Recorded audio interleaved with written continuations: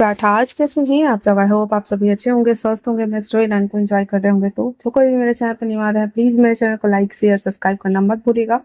और अगर आप लोगों को मेरी स्टोरी लाइन उसके प्लॉट्स पसंद आते हैं तो प्लीज मुझे कमेंट्स करके अप्रिशिएट करना भी मत भूलिएगा। जैसा भी लगे आप लोगों को मुझे जरूर बताइएगा।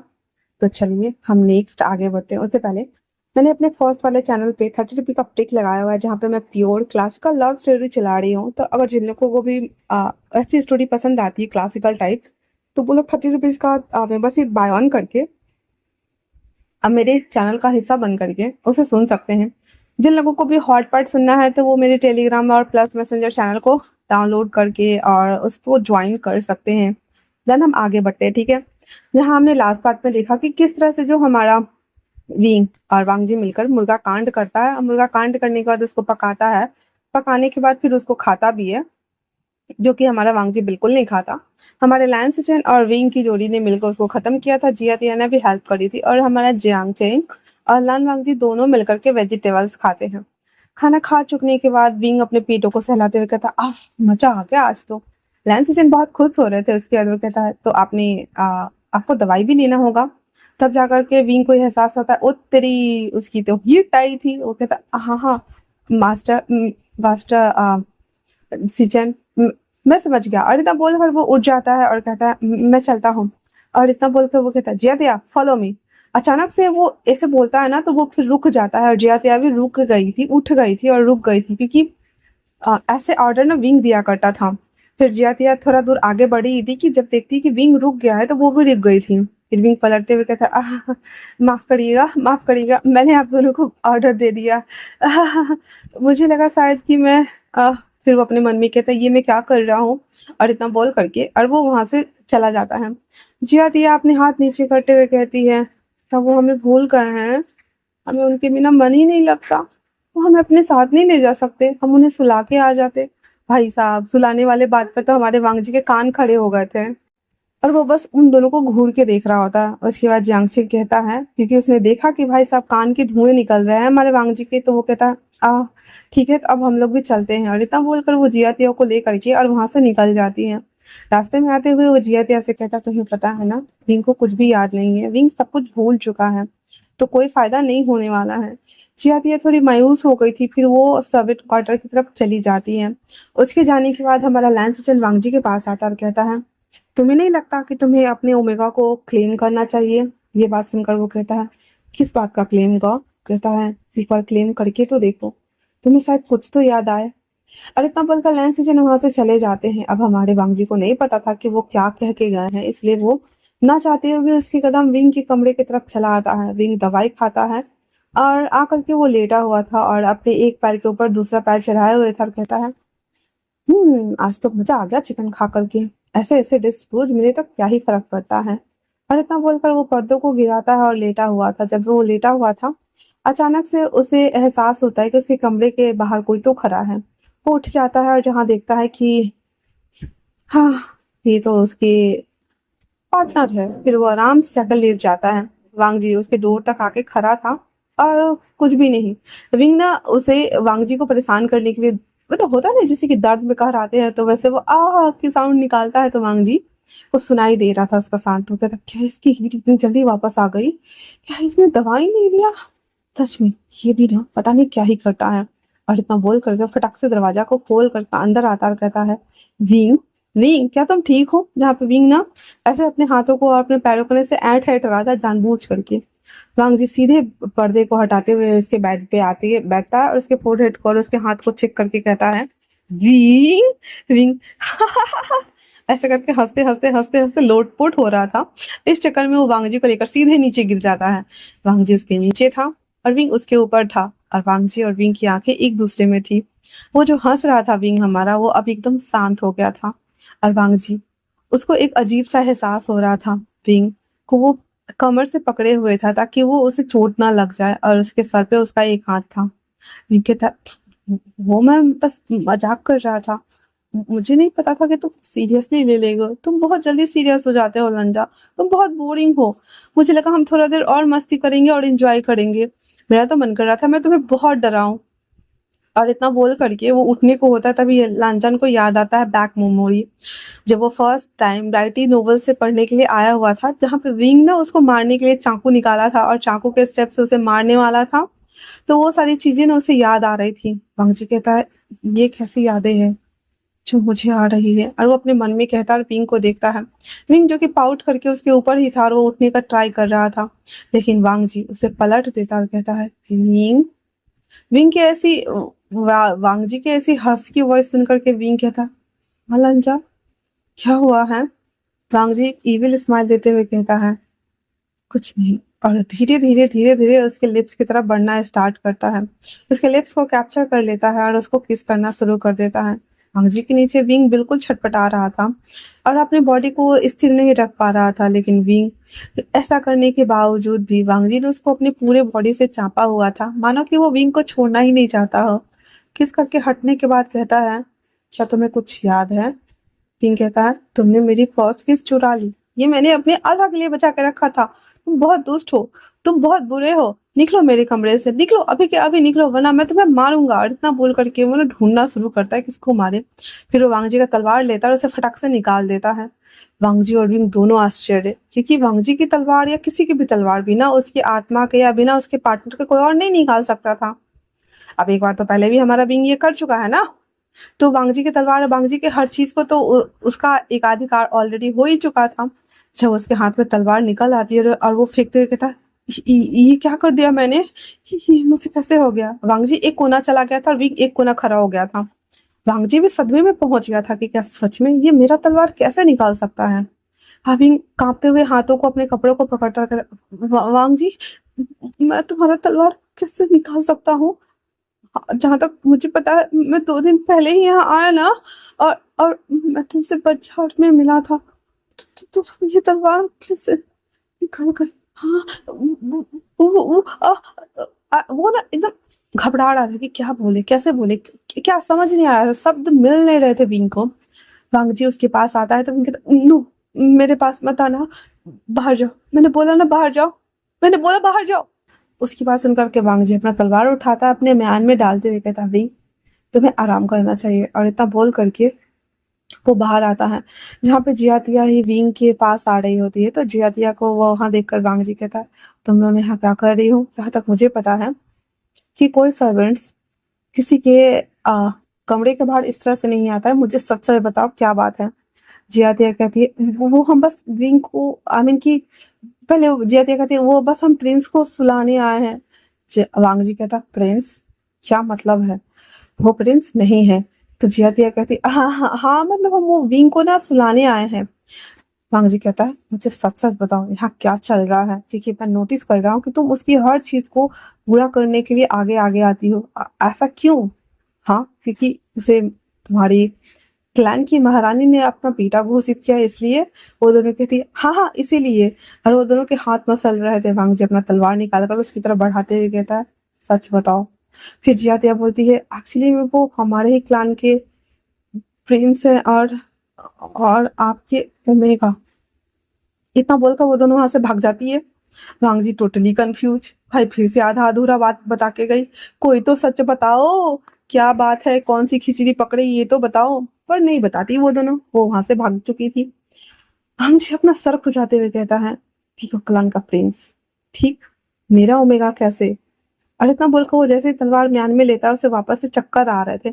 अब ऐसा नहीं है कि उसके अंदर वो डार्क रेलम का वांगजी या फिर विंग कोई भी आएगा, उसे बस झलकियां आ रही थी, क्योंकि इसकी बॉडी तो थी ना।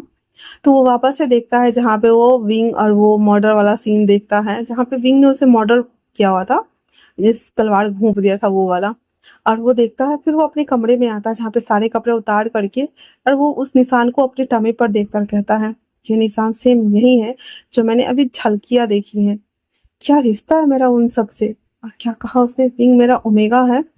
और इतना बोल करके वो बाथटब में आता है और आंखें बंद करके अपने आप को रिलैक्स पे रखता है, ताकि वो नहाए ना तो थोड़ा रिलैक्स्ड हो जाए। जैसे ही रिलैक्स पूज में बैठ करके आंखें बंद करके उस गहरी चिंतन में खोया हुआ था, पूरा पानी के अंदर जाता है, जहाँ पे उसे सीन याद आता है कि एक और विंग था, इसके अंदर से ब्लैक ऑरा बन रहा था, वांगजी के चारों तरफ रेड कलर का ऑरा बन रहा था, और वहीं पे हमारा ये ओमेगा विंग, जिसने फटक से वांगजी का तलवार से म्यान से तलवार खींच करके और उस विंग को मारने के लिए आया, तभी वांग जी सामने आ गया और उसके बॉडी में वो जाके घुस गया था। वांग जी जैसे ही वो दृश्य उसके सामने आता है पानी के अंदर, वो फटाक से बाहर निकलते हुए करता है और फिर अपने पानी को पोंछते हुए जैसे ही रिलैक्स होता है, उसे वापस से विंग के फेरोमोन्स अट्रैक्ट कर रहे थे, क्योंकि विंग मतलब लिटरली वो दवाई खाता और सो जाता था, आज उसकी हीट नहीं आती। पर वो तलवार निकालने के बाद वो इतना सदमा में चला गया था कि काँप रहा था अपने बेड पे बैठ के। उसने कंबल-तंबल सब कुछ ओढ़ लिया और उसके दिमाग में एक ही बात घर कर गई कि कैसे? एक तो पार्टनर निकालते हैं और जब पहचानता हो तब, या फिर तलवार का मालिक खुद ऑर्डर दे तब। ऐसे किसी की तलवार को आप निकाल नहीं सकते मयान से। तो वो बात सोच-सोच कर वो हाइपर हुए जा रहा था, जिस वज़ह से अपने फेरोमोन्स को रिलीज़ कर रहा था, वो भी अग्रेसिव फेरोमोन्स के। वांग जी जब ये महसूस करता है, वो अपने ऊपर बाथरोब डालता है इनर वियर वाला, और वही फ्रंट से नहीं आकर के बैक यार्ड से, क्योंकि दोनों का घर सेम ही था। मतलब जहाँ वांग जी का घर था उसी के बगल में विंग का भी घर था। तो बैक यार्ड से होते हुए भी गार्डन को पार करते हुए उसके पीछे के दरवाजे को खोलते हुए अंदर की तरफ आता है, जहाँ पे वो देखता है कि घंटियाँ बज रही थी, पर्दे हिल रहे थे। उस कमरे में हर तरफ विंग के लोटस वाले फेरोमोन्स जो कि और साथ में कुछ अलग से स्मेल्स जो कि ड्यू के स्मेल्स थे। ड्यू के स्मेल्स पूरा फैला हुआ था। उस स्मेल को इन्हेल करने के साथ ही हमारी वांग जी की आँखों का कलर चेंज हो जाता है और वांग जी के ऊपर इसका अल्फा हावी हो चुका था और वो कहता है धीरे-धीरे करके उसके कदम बढ़ रहे थे। वो अपने इनर रोप को बाँधा भी नहीं था और जहाँ आके देखता है कि विंग ना खुद को कंबल में लपेट करके एकदम भूख भले कंडीशन में बैठा हुआ है। वांग जी एक ही झटके में वो कंबल हटा देता है, जहाँ पे विंग कहता है कौन है?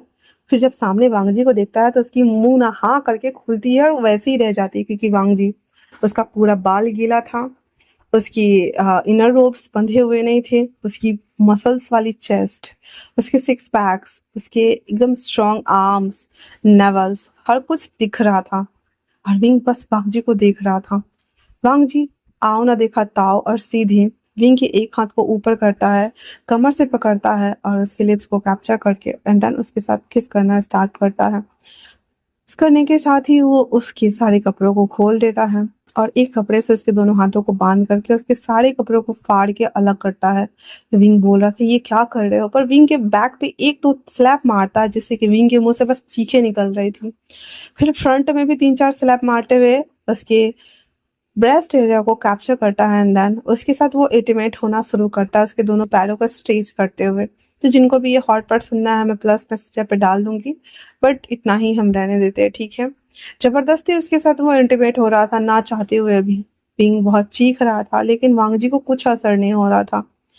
फर्स्ट राउंड कंप्लीट करने के बाद वांग जी उसके ऊपर निढाल पड़ा था और उसके बाद वो उसकी आंखों में देखता है। विंग की आंखों का भी कलर चेंज हो चुका था और वांग जी और विंग की आंखों का एक दूसरे में झांकने के साथ ही विंग और वांग जी दोनों साथ में बोलते हैं मीट।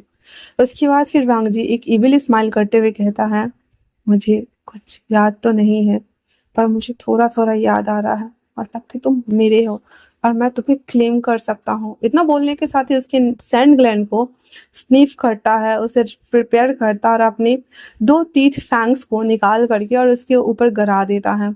उसके बाद उस सभी ब्लड को वो सक कर जाता है और फिर उसे रिलैक्स कराता है। उसके बाद वो पूरी रात उस तरह से उन दोनों का वो हॉट सेशन बदल जाता है। अगले दिन सुबह विंग की नींद पहले खुलती है और वो खुद को बिस्तर पे मिस्ड अप पाता है, तो वो बहुत ज़्यादा डरा हुआ था क्योंकि वो प्रेग्नेंट भी हो सकता था या कुछ भी। विंग को सब याद था, वांग जी को कुछ भी याद नहीं था क्योंकि उसके फेरोमोन्स की वजह से वो एडिक्टेड हो चुका था और उसे कुछ भी पता नहीं था। विंग जो कि बहुत रो रहा था, वांग जी के कानों में जब रोने की साउंड जाती है तो वो अपने आप को जब मूव करने की हालत में नहीं था। वो उसकी बॉडी में पेन हो रहा था क्योंकि फुल नाइट वो इतना एक्सरसाइज जो किया था। वो जैसे ही टर्न होता है तो देखता है कि वो वांग जी विंग के ऊपर है और विंग उसके नीचे है और उसने अपना फेस दूसरी तरफ टर्न किया हुआ है और वो सुबह सुबह के रो रहा है। वांग जी को एहसास होता है कि वो किसी के अंदर कुछ तो इन है। वो अपने आप को कंडीशनिंग देखता है और फटाक से अपने आप को उसके अंदर से बाहर निकालता है, जिससे विंग बहुत जोर से चीखता है। वांग जी उसकी पूरे बॉडी पे बने माइक मार्क को देख कर कहता विंग ये सब क्या है। विंग बस रोए जा रहा था और कुछ भी नहीं बोल रहा था। वांग जी जब उठ के बैठता है तो उसकी पूरी बॉडी को वो एक नज़र देखता है, जो कि उसके सामने फुल नेकेड थी, और वो अपने आप को देखता है। और सबसे पहले तो विंग को वो कवर करता है, हालाँकि उसने देखा पर फिर भी वो कवर करते हुए कहता है, "क्या क्या ये सब मैंने किया?" विंग कुछ भी नहीं बोल रहा था। वांग जी को इतना शर्म आ रहा था कि वो जल्दी से इनर रोब लेता है और बेड पे ही पहनता है और उतरते हुए कहता है, "मुझे माफ़ कर दो।" और इतना बोलकर वहाँ से चला जाता है। विंग उठ करके कंबल से खुद को लपेट लेता है और हाथ अपने फेस पे रखते हुए रोना शुरू कर देता है। वांग जी, जिसको इतना सदमा लगा था, वो उसी वाले पॉन्ड में चला जाता है और वहाँ खड़ा हो जाता है और अपने मन में कहता है, "ये मुझे कैसे हो गया? ये मैंने क्या कर दिया? ये सब क्या हो गया?" वांग जी के अंदर जो विचार चल रहे थे, जो सब कुछ चल रहा था, वो विंग फ़ील कर पा रहा था। और विंग वो बस रो रहा था, बस रो रहा था। आधा दिन बीत गया था, वांग जी और विंग दोनों में से कोई नहीं आया था अभ्यास क्षेत्र में अभ्यास करने के लिए। तो उसे बुलाने के लिए वो ना किसी डिसिपल्स को भेजते हैं, तो जहाँ पता चलता है कि वांग जी वहाँ है ही नहीं। फिर एक डिसिपल्स भागता हुआ आता है और कहता है कि वांग जी जो हमारे मास्टर है ना, वो एंसेस्टर हॉल के पास बाहर हाथ पे तलवार लिए बैठे हुए हैं। पता नहीं, और बुद्धाज मंत्र चैंट कर रहे हैं। ये खबर सुनते ही जांग चिंग, लैन सिचेन, लैन खिरेन, चेंगोजून और उसकी वाइफ लैनी, यहाँ पे हमारे विंग के फादर मदर, जियांगचिंग के फादर मदर सारे वहाँ आते हैं, जहाँ पे वांग जी हाथ में तलवार ऊपर उठाए हुए और बुद्धाज मंत्र चैंट कर रहा था। उसे देखते हुए लैंस जिन कहते हैं, "वांग जी, तुमने क्या कर रहा वांग जी, तुम यहाँ क्या कर रहे हो? विंग कहाँ है? और ये क्या है? तुम यहाँ क्या कर रहे हो? बताओगे मुझे? इन सिस्टर हॉल में अचानक से तुम कैसे आए हो? क्या तुमने कुछ गलत किया है?" वांग जी कुछ भी नहीं बोल रहा था और बस वो चुपचाप था। तभी जिया आते हुए कहती है, "मास्टर वे दरवाज़ा नहीं खोल रहे हैं।" इतना सुना हुआ था कि सभी लोग वांग जी को देखते हैं और उसे देखते हैं, और अचानक से उन सबके दिमाग में क्लिक होता है कि विंग की हीट आई थी। फिर वो लैंस जेन उसके झकझोरते हुए कहता है, "क्या तुमने इसके साथ कुछ किया है वांग जी?" और इतना बोलकर उसको धक्का दे देता है। वांग जी कहता है, "हाँ, हाँ, हाँ, मुझसे वो सब कुछ हो गया। मैं करना नहीं चाहता था, पर मुझसे हो गया। मुझे माफ़ कर दो। मैं जानता हूँ कि मैंने गलती की है।" लैंस जिन को गुस्सा आ रहा था अपने भाई पे। उसने कहा था कि हाँ, तुम क्लेम कर सकते हो, पर इस तरह से नहीं। फिर वो सारे आते हैं विंग के पास और वांग जी अभी भी वहाँ बुत बन के बैठा हुआ था। विंग का दरवाज़ा खुलवाने का कोशिश किया जाता, लेकिन कोई नहीं खोलता। अब उसकी मॉम से बर्दाश्त नहीं हो रहा था, इसलिए उस दरवाज़ा को खोल देती है तोड़ करके और अंदर आती है, जहाँ पे उस कमरे में वांग जी और विंग की स्मेल इतनी तेज़ फैली हुई थी, इतनी तेज़ फैली हुई थी कि वो लोग समझ गए थे कि हाँ, उन दोनों के बीच तो मेटेड बॉन्ड बन ही चुका होगा। फिर वो लोग विंग के पास आते हैं, जहाँ वो खुद को कवर की हुई थी। तो पीकॉक क्लान की महारानी इसके पास बैठते हुए कहती है, "बाबा, क्या हुआ है? आप मुझे बता सकते हैं?" वो उसे देखता है और गले लग के रोने लगता है और कहता है, "उ उन्होंने मुझे माफ़ कर लिया, अब सब कुछ हो गया। मैंने गलती कर दी। महारानी, मुझे माफ़ कर दीजिए। मैं एक नॉर्मल सा इंसान किसी प्रिंस को डिज़र्व नहीं करता। मुझसे गलती हो गई क्योंकि मैं अपने फेरोमोन्स को कंट्रोल नहीं कर सका। ये सब मेरी वज़ह से हुआ है, सब मेरी वज़ह से।" अविंग खुद को ब्लेम कर रहा था, उधर वांग जी खुद को ब्लेम कर रहा था। सबको आश्चर्य हो रहा था कि भाई तुम दोनों हस्बैंड हो और खुद को ब्लेम क्यों कर रहे हो? लेकिन तभी विंग वापस से कहता है, "अगर आप लोग चाहें तो मुझे यहाँ से निकाल सकते हैं। मैं सब कुछ की रिस्पॉन्सिबिलिटी लेना चाहता हूँ, लेकिन उन्हें कुछ मत कहिएगा प्लीज़, प्लीज़।" और इतना बोल कर के विंग हमारा ना अनमनी मन से एकदम वहाँ पे चुप हो जाता है अब। उन लोगों को समझ तो नहीं आ रहा था, पर फिलहाल से विंग का बुखार बहुत ज़्यादा चढ़ा हुआ था, तो इसलिए उसको शांत कराते हुए दवाई के लिए लैंसिजन को बोल देती है।